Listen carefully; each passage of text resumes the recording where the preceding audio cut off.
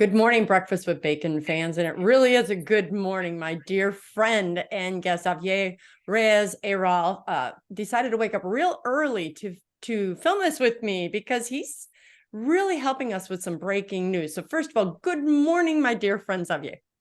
Good morning, Christine. How are you? I am very well. I'm excited. I'm excited, even though the news isn't always good. But you know what? I'm excited because what you're going to share with us today is helping us see that God is still moving things along, or we're seeing prophecy appear to be fulfilled, even though it's not necessarily good prophecy, because we can pray it away, as you and I saw with Father Michel Rodrigue. We've seen lots of times when people prayed so hard, a prophecy wasn't fulfilled. And this prophecy that we are hoping won't be fulfilled is a war that may break out. So breaking news. Can you tell us about what's happening with the Pope and how that aligns with the prophecies at Garabandal, Spain? Right. The Pope has declared a couple of days ago openly that on his way to Mongolia, the trip he's planning to do, I believe, in September, his delegation has formally approached Russian Orthodox Patriarch Kirill to be able to meet with him in an office placed at his disposal in Moscow's International Airport to discuss a mission of peace that is aimed at resolving and ending the war in Ukraine. So indeed, this has hit every Marian circle around the world because immediately what came to people's attention was the famous and well-renowned prophecy of, or rather through, Conchita Gonzalez from the little Spanish village north of Spain called Garabandal, whereas the Virgin Mary announced that indeed the day would come when a pope would one day go to Moscow, and upon his return, hostilities would start in the European continent, elsewhere, of course. So this makes, of course, all the lines. Immediately when this was found out, a lot of Marian priests and authorities immediately held their breath. And I've spoken a couple of days ago with some friends of mine, some prelates in Paris who used to work and know Monsignor René Laurentin, or René Laurentin, as the Americans know him. Sorry that you have to dumb it down for us. No, not at all. I love the English accent in French. It's very, very nice. Nevertheless, that being said, some of their comments were quite funny. No, it is widely believed, at least in France, by some religious men of the cloth, that this entire trip to Mongolia, organized by the Pope, was nothing more but a pretext, actually, to follow through this mission, which was underway since earlier this year, when the Pope greeted the foreign envoy of the Moscow-based Russian Orthodox Church in the Vatican, no? In order to discuss this mission of peace, this diplomatic mission of peace that the Pope wanted to initiate, which is a good thing. And even if you recall, when the Pope was returning a few months ago from his trip to Hungary, no, he was in his plane making some references, acting very secretively, but he said that yes, a mission was being built, discussed and thought, but he could not speak more about it, although he initiated the subject of conversation in the plane.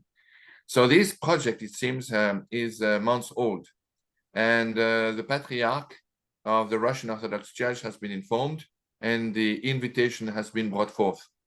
However, there's been, I regret to say, some diplomatic tensions this past few months, this past year, between the Vatican and Moscow. When I say Moscow, the Russian Orthodox Church, which is, whether we like it or not, very much in favor of Vladimir Putin's special military operation in Ukraine, or war.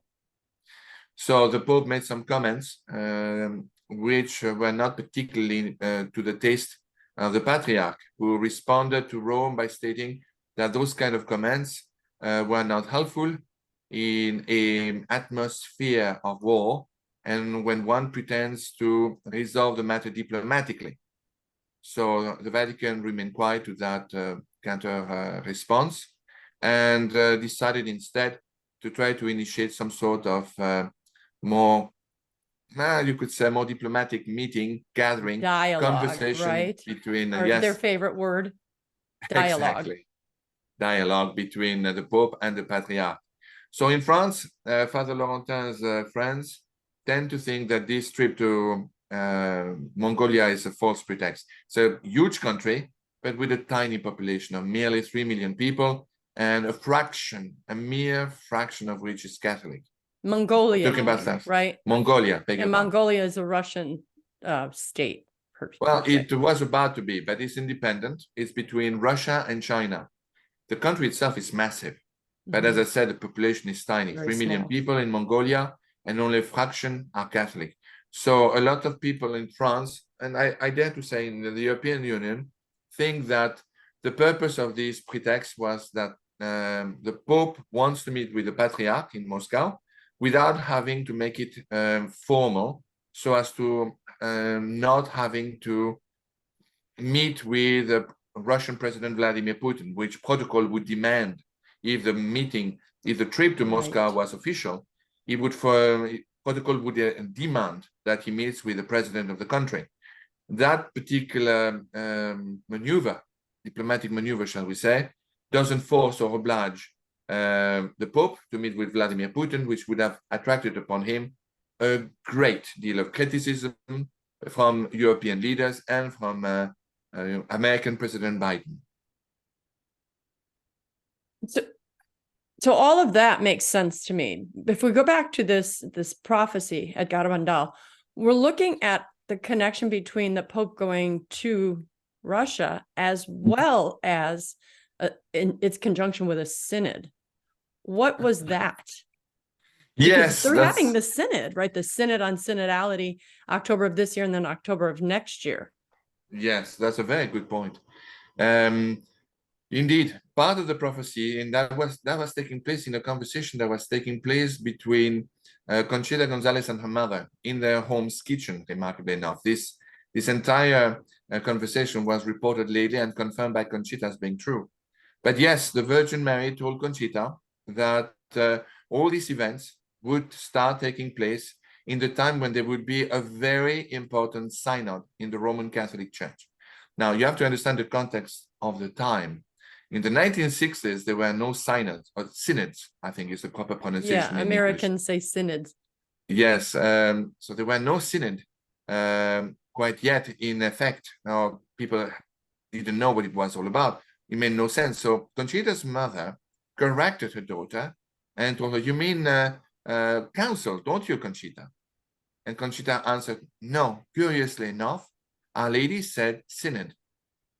So today, about 60 years later, when we when we are indeed in making a retrospective of this quite controversial Synod of Synodality, sheer rubbish, no, which is supposed to take place, conclude in October of this year, you realize that this prophecy is already taking place. I'm saying rubbish for one simple reason. This Synod of Synodality, which only proves one thing, and that truly ridicule does not kill, is a sheer contradiction with our church, in the sense that the Pope has not merely placed Catholic men of the cloth involved in such a thing, but even laymen. He's making and women naturally, but he's making a democracy of this entire process. I merely and respectfully remind the authorities of the church that our Catholic Church is not a democracy, not by a long stretch of the imagination. The Roman Catholic and Apostolic Church in heaven and on earth is a monarchy with God the Father, the Son, and the Holy Spirit as our King, with the Blessed Virgin Mary as our Queen. We are not to debate whether or not, beginning with the Ten Commandments, God's teachings, God's orders and commands are acceptable or adaptable to today's norms and fashions. Yeah. No, we are to adopt, accept, and assimilate the orders, the commands, and the teachings of our Lord of heaven through our Lord, through the Gospels, and echoed by the Virgin Mary. This is not a democracy. That is why this Synod of Synodality now it's just utterly contradictory to the spirit of our church, which is to follow, accept the teachings of Christ through the Gospels and through the deposit of the faith. So I hope this answers your question about the Synod and the prophecy given through Conchita Gonzalez. It does. And I just want to make one additional comment to your monarchy. It's a patriarchy. There's nothing wrong with saying it's a patriarchy. So many people want to say, kill the patriarchy. Well, if a man isn't the head, then the woman would be the head. What's the difference? God chose the men.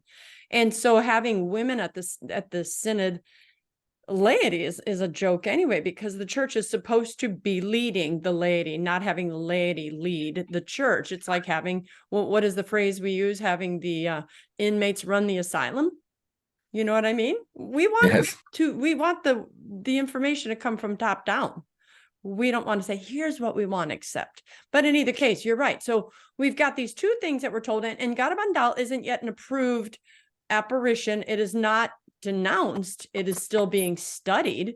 And so it is, for those people saying, oh, that's not valid yet. Well, it's still on its way. Now, let me ask you, because I have forgotten, has Garabandal been approved by a local bishop yet? Just not the Vatican?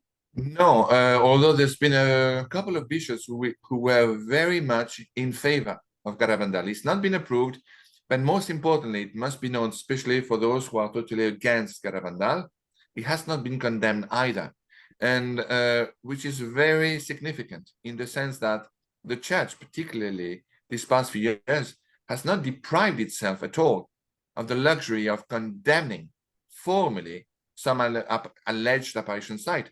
To give you but two examples, Peña Blanca, for example, in Chile, has been formally condemned by the local bishop in the 80s, I believe. Recently, I believe that Naju in South Korea has been formally condemned as well by the local bishop. So the church does not hesitate. Once it sees a contradiction between the dogma of the faith and the teachings of the messages brought forth and supposedly by the Virgin Mary, if they find any contradiction whatsoever, they will automatically condemn it. This is not the case with Garabandal. It has been found so far that none of the messages, and there were thousands, none of the apparitions of Our Lady through the children of Garabandal have ever been found to be contradictory to the deposit of the faith of the teachings of the Catholic Catechism. On the contrary, the only reason why this apparition is still pending is because a great many prophecies have been foretold.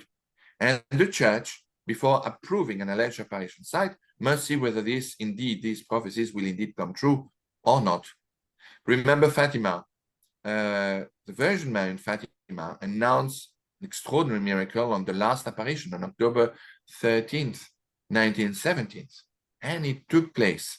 Now, you said very appropriately, very adequately earlier on, concerning Father Michel Rodrigue, that indeed, and Father Michel Rodrigue in your show explained himself brilliantly. That was a remarkable show. Yeah, there was another one done with the Heart and Refuge, I think with Monique Turnbull, beautifully done as well, and of course with John Henry Weston.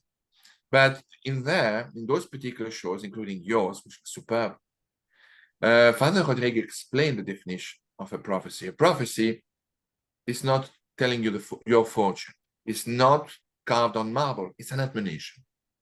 Remember Fatima, since some people are annoyed always of the anecdote of Nineveh being brought forth. No, so let's drop Nineveh in the Holy Scriptures in the Old Testament. Let's go to something more contemporary. In 1917, in Fatima, the Blessed Virgin Mary was very clear. Her messages, her second secret particularly, was not subject to any interpretation. The Virgin used the conditional tense. When she had addressing the children, she said, if man does not return to my son, to the church of my son, then a second world war worse than this one will take place under the reign of Pius XI, which is exactly what happened. Pius XI was elected sometimes thereafter. The Spanish Civil War took place, and his reign stopped just before the invasion of Poland on September of 1939, exactly as the Virgin Mary said. She further added, if man does not return to my son and converts, Russia will spread her errors. Now, I'm a 54-year-old man, so I grew up in the midst of the Cold War. I have seen the consequences of Russia spreading her errors throughout the world. Now, this as well took place. So the prophecy was clear. All of this, the Second World War, the spreading of Russia's errors, could have been avoided if man would have converted in time. These particular prophecies, very much like Garabandal, like those given by Father Michel Rodrigue, are also conditional. It is not a sword of Damocles that's about to fall on our head, nor an ultimatum. It is simply the imploring message of heaven through the loving voice of a loving mother who tells us this: my children, you are driving at 150 kilometers per hour straight towards the wall. It is time to change direction with a will, 45 degrees. If you do not, you will perish, going straight against the wall. That is exactly what the admonitions for Garabandal are. Change direction, change course before it's too late. And the cornerstone of salvation, of conversion, is, as we've been told before, again and again, through the reading and the living of the Holy Scriptures, of the Holy Gospels, through the living of the Holy Sacraments of the Roman Catholic and Apostolic Church, principally confession, preferably on first Saturdays of the month, and reception of the Holy Eucharist, if you can, every day, if not at least every Sunday, properly prepared in a state of grace, unlike what we hear today from Rome, from some sources from Rome. It is not enough to have good feelings, to want to do well, want to do good, and to want to convert. If you suspect that you have committed a mortal sin, before receiving the Holy Eucharist, you must confess. This is very clear, according to the teachings of St. Paul. This is not subject to interpretation either. You must receive the body of Christ properly prepared and in a state of grace. That is the message and the warning and the prophecies of Garabandal, of Fatima, and of Akita, among many others. I don't think we did a good enough job, though, of scaring people, because I don't, so neither you nor I are God, and even Jesus himself said, we don't know when things are going to happen. So you and I publicly are saying, we're not trying to set a date, but we're saying, okay, these things are lining up. If the Pope is going to Russia and there's this synod, there's supposed to be a war that's breaking out, but did it say only in Europe or breaking out around the world? Because before you answer that, I know that I've heard Glenn Hudson talk before, and he said, no, the Blessed Mother said there wouldn't be a third world war. But then Daniel O'Connor was saying, wait a minute, that was a contextual thing, meaning immediately wouldn't break out, but that doesn't mean one won't break out at some point in history. So, I mean, we have a kind of discussion there. But I, just saw this movie, Oppenheimer. Actually took my grandson for his birthday on Monday. And the concept, which never struck me, which is what was so good about the movie. I don't know if you've seen it yet, but so this idea of, I created this bomb that killed all these people. I mean, it was my mind that did it. Okay, that's the movie concept. But then you see, people's flesh peeling off of their body. You see the consequences of it. And I think for you and me, you're 54, I'm 58, respect me, I'm older, is that, we in this beautiful country have never seen war.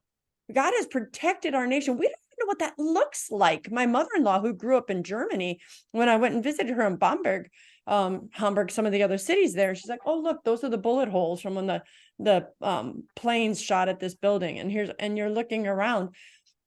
I don't know what it would be like. And I think we need to realize, I'm a positive person, I'm an optimist, but I think we need to scare people enough to say, to do things that you just said: pray, fast, alms give, go to confession, get to mass, because you don't know what it's like to watch someone die in front of you, or to watch the buildings get blown up. And that atomic bomb is not going away. It has been, foretold by some that we're going to be shot at in this country too. And so I think that was my long kind of soliloquy to say, how grave are we really expressing how grave the messages were to Conchita and others about this war? Like, it's not just going to be a couple countries in Europe and that, Americans see on TV. And I keep saying Americans, though I know people watch us around the world, but I think as Americans, we've been so protected. We specifically are so comatose. I think we're just like, yeah, that's something that happens elsewhere. Can you speak to that? Do you see where I'm getting with the gravity of these messages and this timing? Am I making my point clear? Perfectly. I couldn't agree with you more, Christine. Look, regarding Glenn Hudson and Daniel O'Connor, I, for one, try always to avoid crossing blades, particularly with people that share my convictions and my love for the Virgin Mary. In my opinion, that's always an error. However, and I know Glenn, who is a friend of mine. I know them both and I love them both. And I Of course, respect them both. I respect both naturally. of their work and But opinions. it's always better to try to avoid crossing blades, particularly in public, where they lose credibility. And at the end of the day, they share the same conviction, the same faith, and particularly same love for the Virgin Mary and for heaven. So in regard to Glenn, he does not believe that there will be a third world war, because on one particular instance, when, remember, the Cuban Missile Crisis took place, Conchita was told by the Blessed Virgin Mary that there would not be a third world war. Some people interpret this message as there would not be a third world war coming as a result of the Cuban Missile Crisis. Now, others say that did not mean that there will never be a third world war. It does not matter. It's a detail that truly is irrelevant. The fact of the matter is whether a war becomes universal or international, or whether we have regional wars, like we have one right now today in Ukraine, which one could possibly say that it's a proxy war. In a way, it's a world war, because those who are naive will think it's between Ukraine and Russia. That's rubbish. Today, the war in Ukraine is between NATO, its allies, and Russia, period. If it were only Ukraine and Russia, the matter would have been concluded in less than a month after it started. So the question in this situation does not involve whether there will be a third world war or not. About scaring people. People must be aware of this. Everyone, no matter who they are, will die one day or the other. They will all go through their own apocalypse, through the death of their lives. Their life will finish. In my particular case, when you realize that you're closer to the end of your life than to your beginning, you see things in a different perspective. So whether you die in your bed with a very regular life, or rather on your feet, doing the purpose of God, there is a difference, there is a contrast. And I'm talking to you now as a father and as a husband, the greatest preoccupation that occupies my heart is not whether if I'm going to die tomorrow or the day after. It's those that I love that I will leave behind, because I know that death is unavoidable, no matter what, and to do the will of God. So those messages, this prophecy that the Virgin is echoing, is simply a message for those that we love, for those we leave behind. But conversion is of the utmost necessity. It's needed. And there will be already, yes, a conflict that has been announced by Conchita, not throughout the world, but the conflict that she mentioned after the return of the Pope from Moscow, she mentioned would be in Europe. Now, I know the Americans watch ABC, NBC, CBS, some Fox News, other CNN, depending on the spectrum of their political ideals. That being said, very few of those particular channels concentrate or focus on the situation in Europe, which is normal. I watch French TV as well, a lot amongst American TV. I listen to the BBC and other European channels, radio and TVs. Right now, what most people are not aware of is that for many months now, there's been geopolitical tensions in Europe, in Central Europe, in the Balkans, between the Republic of Serbia and the newly established Republic of Kosovo. There are territorial disputes that are already taking place. And I think that both nations have sent about half of an armored battalion on the border to protect their territorial interest. Now, traditionally, Russia, for over a century, has supported politically Serbia. They are like, they call themselves brothers, religiously, um, historically, militarily, and culturally. The Kosovar have been reinstituted as an identity and a sovereign nation, principally by NATO and the European Union, and they are supported by them. Again, this is a fire that looks to be waiting for a new dose of oil. Yeah. Once this explodes, this will be very much like the repetition of World War I, where that started from the Balkans because of regional disputes. If this happens, Russia will once again support faithfully Serbia, and the European Union and NATO will support Kosovo. This has the potential of something very grave. And according to what Conchita heard from Our Lady in Garabandal, upon the return of the Pope, there will be new military hostilities in Europe and tribulations which will precede the warning, which will precede the great miracle and the chastisement. Brief parenthesis, and I'll finish. On June 19th, I think it was June 19th, 1962, Conchita and the other children of Garabandal, the little girls, had on one particular night an awful and ghastly experience, Christine. It's called what the Americans call the Night of Screams. Yes. This lasted for what appeared to be an eternity. The girls were screaming in sheer fright and terror. So that shows that God, heaven, does not restrain itself from showing the truth, even if it's frightful to its children. Remember in Fatima, the lady showed hell to these little 3 children, innocent, who did not learn yet how to lie.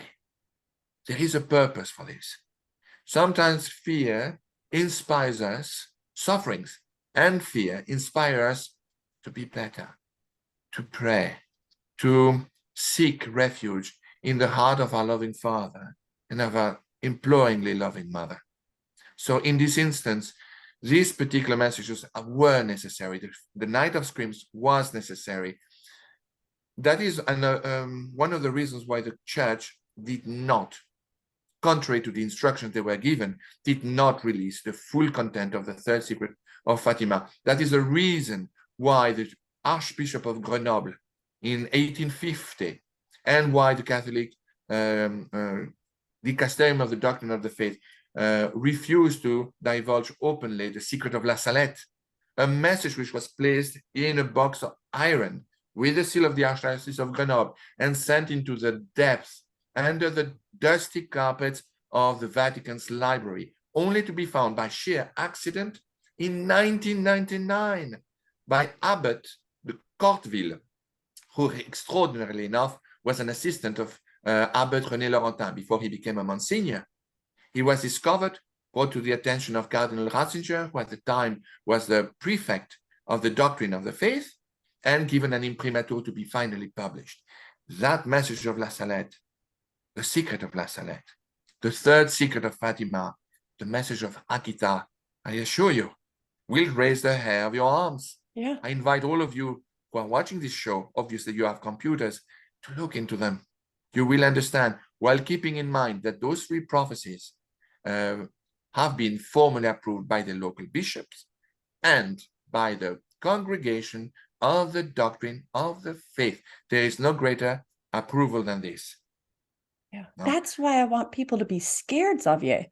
I'm not trying to be a fearmonger, but I was listening to a show yesterday. Oh goodness, I can't remember who it was, but they were talking about Malachi Martin, right? And Malachi Martin, when asked why did not 1 but 3 popes say, okay, I need to read that message within a week of becoming popes, was it Paul the 23rd? I'm trying to remember. John the 23rd, Paul the 6th, John Paul II.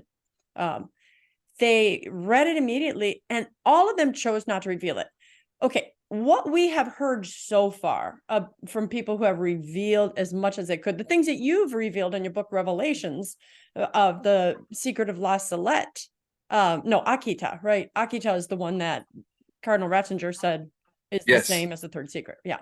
So I've read it, you've read it, and it was like, wow, but it didn't scare us into terror.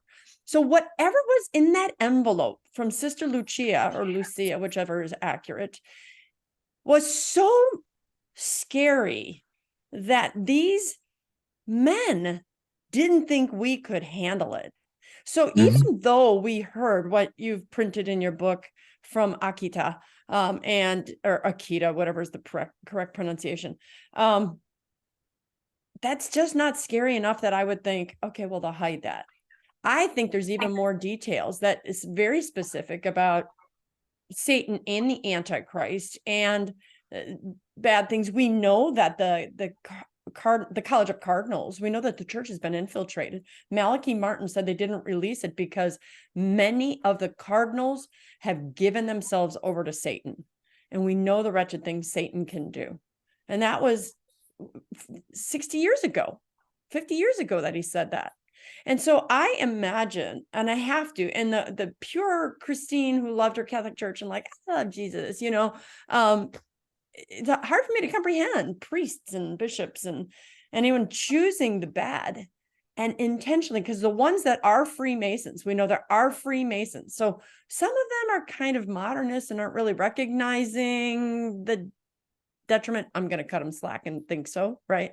The detriments of their thoughts and their ideologies and the laws they make in the church.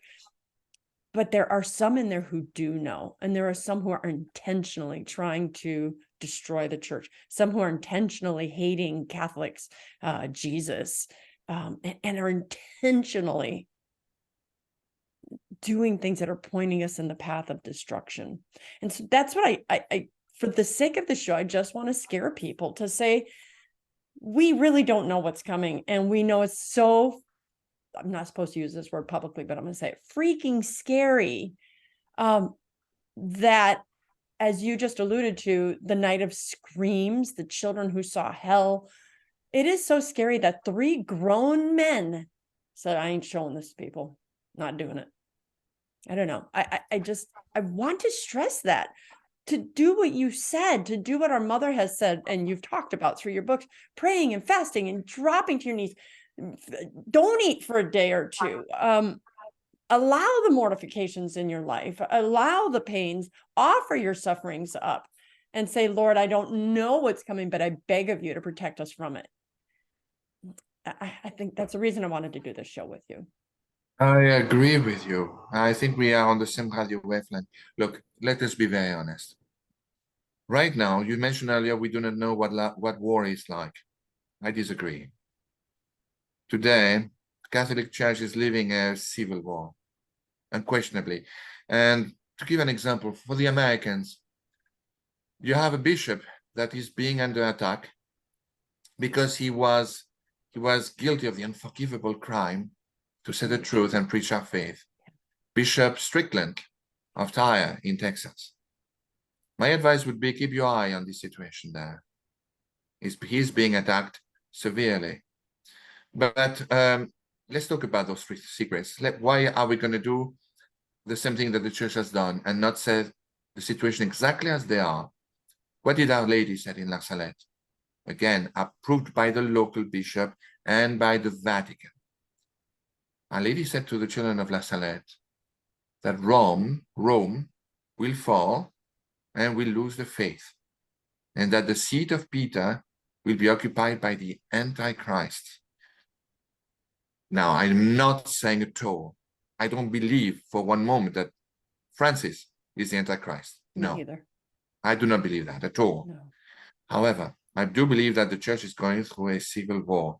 We must respect the Pope, although I, for one, do not agree with his doctrine, nor with his crusades he started against Catholic principles and the traditions from yesteryears, which has created so many saints.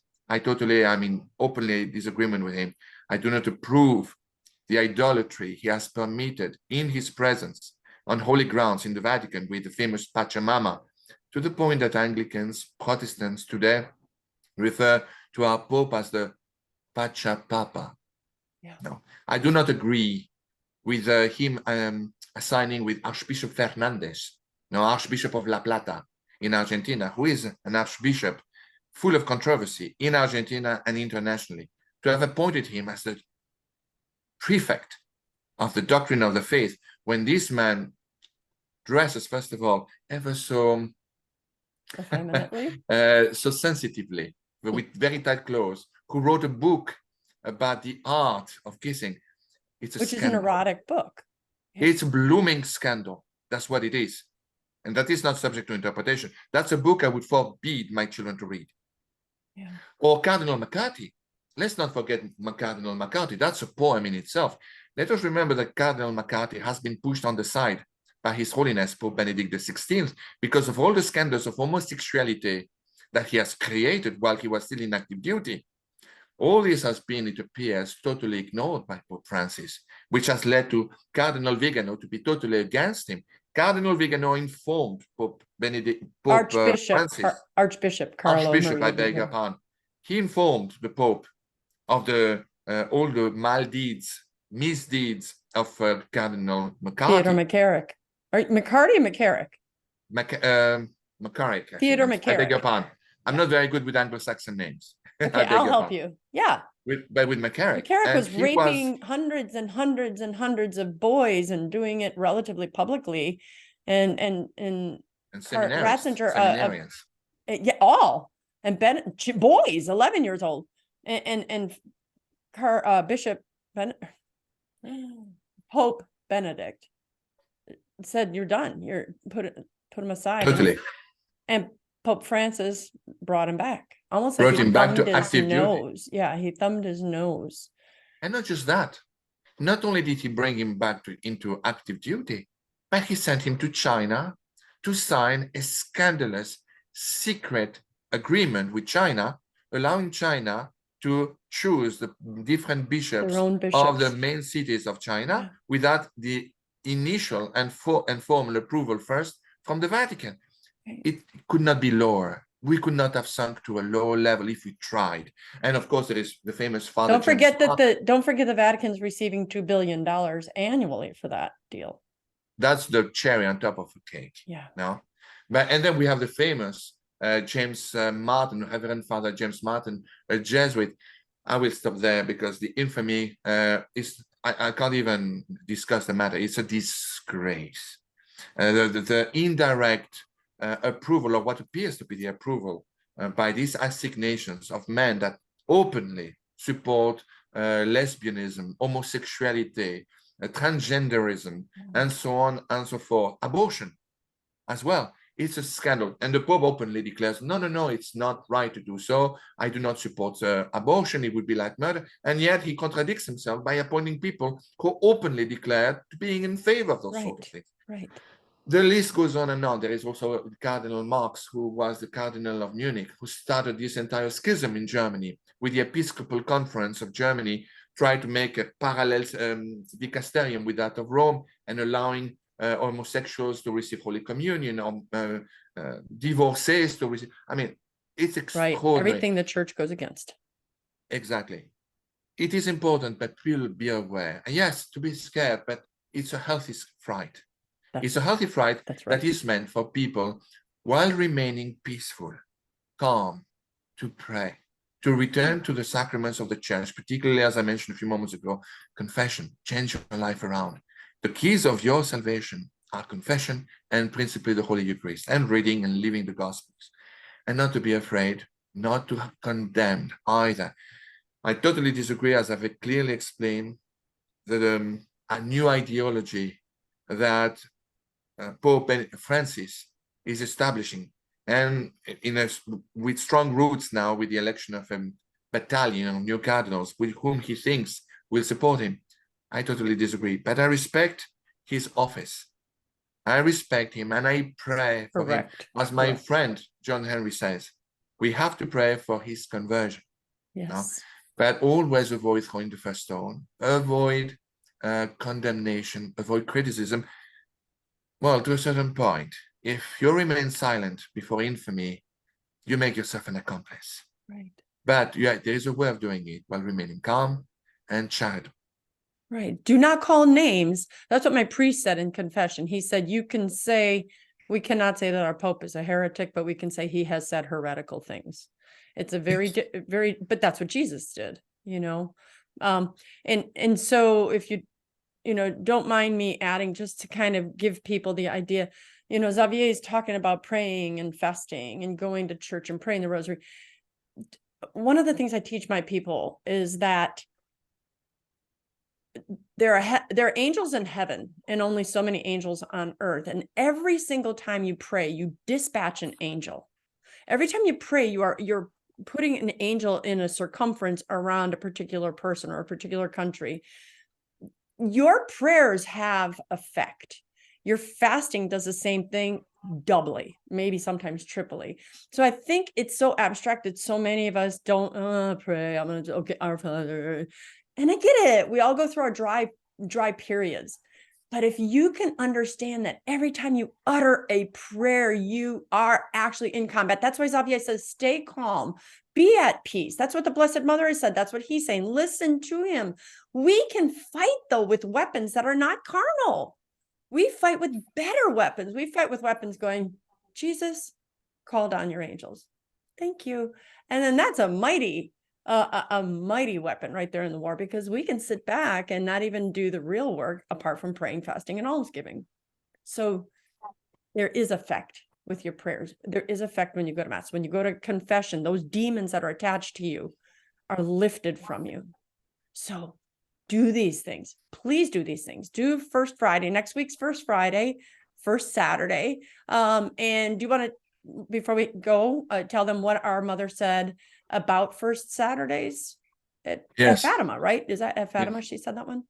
In Fatima. She did ask, first originally in the original 6 apparitions, and then in 1929, she confirmed and asked humanity to go on the first 5 Saturdays, 5 consecutive Saturdays, to go to Holy Mass, well, rather, first to confession, then to Holy Mass to receive the holy body of her son, then to meditate for a minimum of 15 minutes, the 15 mysteries of the Holy Rosary, and to pray the Holy Rosary at least 5 decades.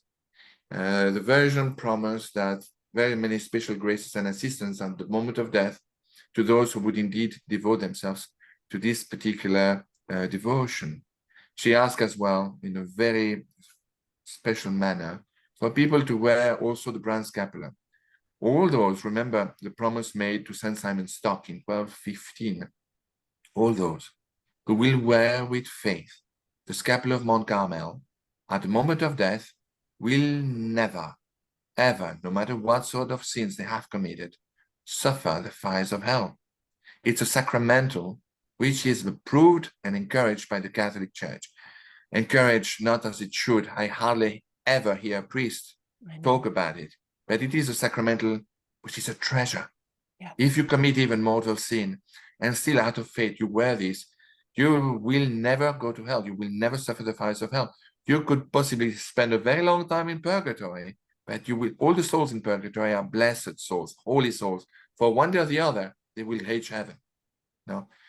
So indeed, as Christine mentioned, you are invited through the imploringly loving voice of the Virgin Mary to convert through reading and living the Holy Gospels, through fasting, through the prayer of the Holy Rosary, through confession, preferably every first Saturday of the month, and the Holy Eucharist, which is not a symbol or a commemoration of the Last Supper.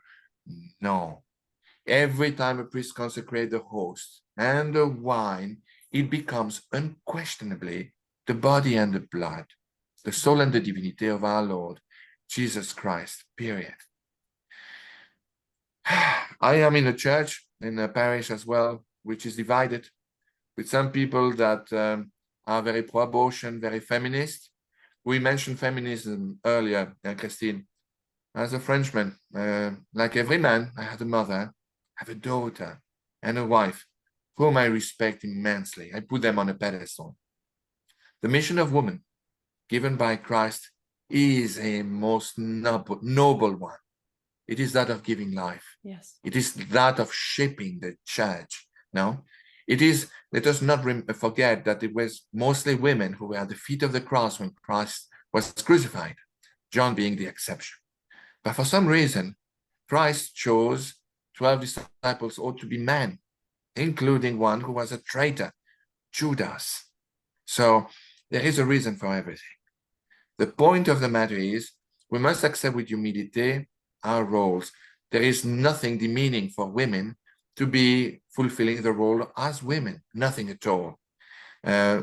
No man would have the, I think, ambition to become a nun. Certainly not I. And of course, no women should have the ambition to take away the mission that had been bestowed to men.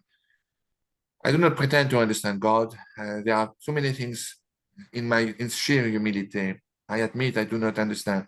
All I know is salvation lies in obedience, in love, and in trust, blindfold trust into the will of God and heaven, and to listen, to have a critical spirit and mind regarding apparition sites.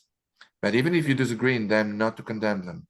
Listen, and if they are faithful to the doctrine of the faith, and particularly in the words of Father Laurentin, if they orbit around the devotion to the Roman Catholic Church instituted by Christ upon Peter and on the sacraments, particularly the Holy Eucharist, it cannot come from the enemy, because that would be Satan having suicidal tendencies, and no kingdom can stand if it's divided among itself. Right. Therefore, those are the principal bases for you to discern. Do not criticize, do not condemn, do not betray what you initially proved. And I'll finish with one word. There is a reason why the church is always, when a new apparition site is being brought forth to their attention, why they are on the attack. Father Laurentin taught me this. I remember I told him, but Father, why is the church, when you see an apparition as extraordinary, as for instance, we were talking about that of the apparition of Banneux in Belgium in the 1930s at the time, the church was attacking, trying to criticize. Akita was being under assault with defamations of all sorts. I was telling him, but Father, why is the church being so aggressive?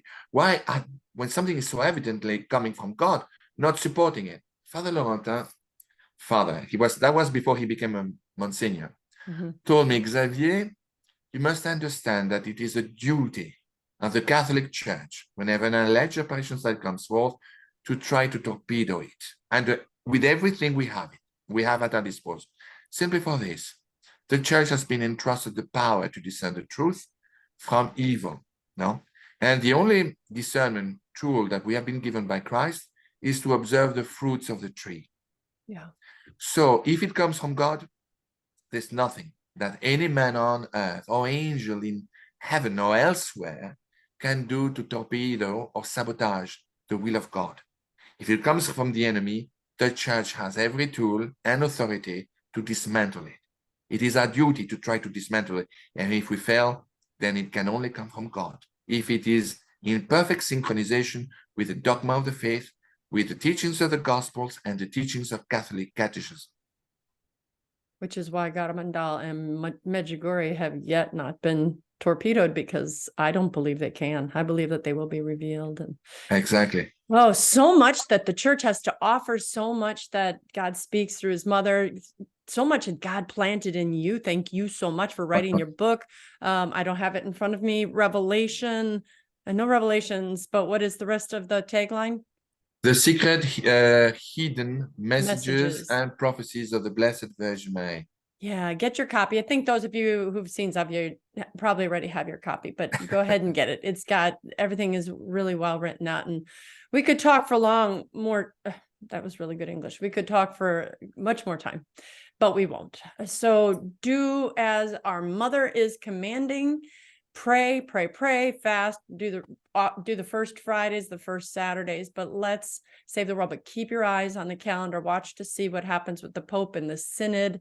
Look at the potential economic collapse that is supposed to be in line with this coming in October. There's a whole nother show I could do, but be at peace, because that's what Jesus tells us. So anyway, any last words, Xavier, before we tell them about being sunny side up?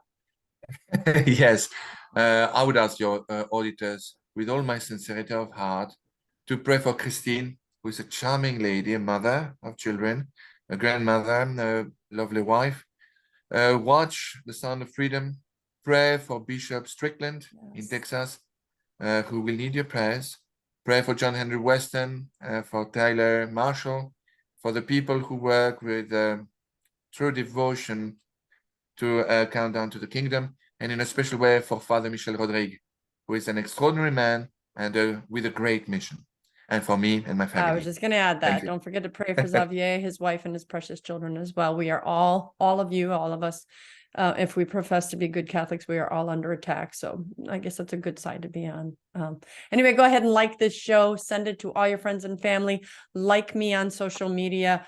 One day we're going to get Xavier to get his own web page so you can like that too. But until then, you got to see him on my show.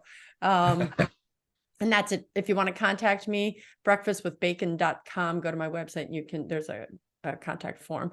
And just want to get a plug in for those of you who want to hear some more truth spoken. We're having our second annual Disrupting the Culture with Truth conference this October 28th. And it will be Father Robert Altier will be speaking there, Christine Watkins, Daniel O'Connor, Doug Barry, Alexis Walkenstein, Kevin Wells. We have a Catholic comedian, Carl Kozlowski there. I will be speaking, emceed by Reagan Long. It's going to be fantastic. Sit down meal. But it's a place where you won't be censored. Get your tickets, you can go to my website, breakfastwithbacon.com, and it'll connect you there. But if you want to go directly, it's truthspeakers.org. Get your tickets. They are going fast, and you can actually sit with the speakers during dinner time with the speaker of your choice if you wish. So, all right, enough talking. We got to go. So God bless all of you. I am Dr. Christine Bacon. Xavier and I would like to say thank you for watching Breakfast with Bacon, and we'd like to remind you always to live your life On the sunny side up.